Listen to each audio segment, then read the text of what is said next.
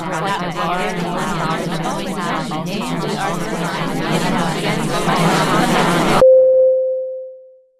the early days, people were really obsessed with studying developmental processes, and in lots of ways this was a morphological analysis, literally seeing how the tissues were formed, how the cells moved around to generate the shape of the final organism. And then we got to the point where we could interrupt that process by introducing mutations, and the process that was used to introduce mutations was basically exposing adult male fish to a chemical called ENU, which introduces point mutations into the genome of the male fish. And the male fish itself is okay,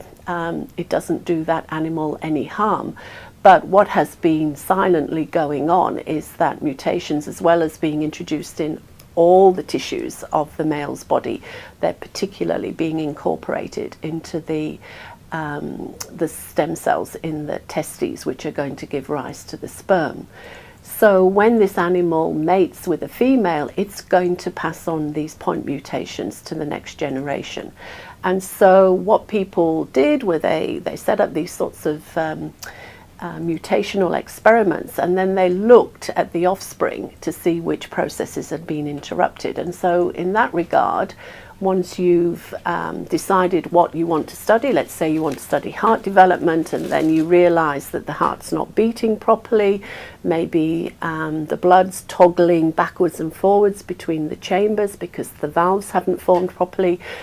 you can study that particular animal and identify the gene that's been mutated and giving rise to that abnormal phenotype. So this science called developmental genetics evolved, and it followed exactly the same pattern as had been achieved decades before in the fruit fly. So you might know that the Drosophila, which is an invertebrate organism,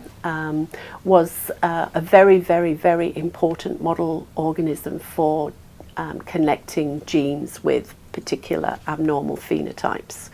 And so what's happened in zebrafish is all that work that was carried out in zebrafish has now been superseded by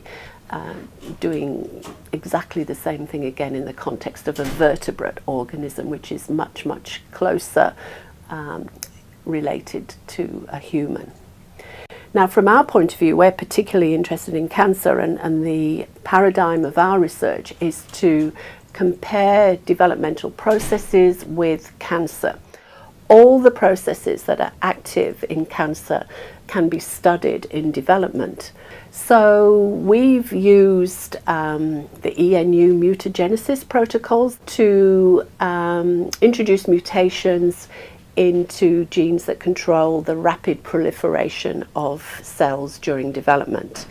And we have particularly concentrated on the intestine because my lab is mainly focused on colon cancer research or bowel cancer research. And we feel that if we can identify genes that interrupt normal intestinal development, and they're controlling replication, angiogenesis, cell migration during that period, we might be able to find genes that we can later on connect to cancer, and ultimately, and this is a path that we're well on the way to, we can think about targeting those processes in the context of cancer. So in an adult, we should be able to interrupt developmental processes that are active in cancers without really affecting the rest of that person's body, because they've clamped down on all these processes in the normal course of adulthood.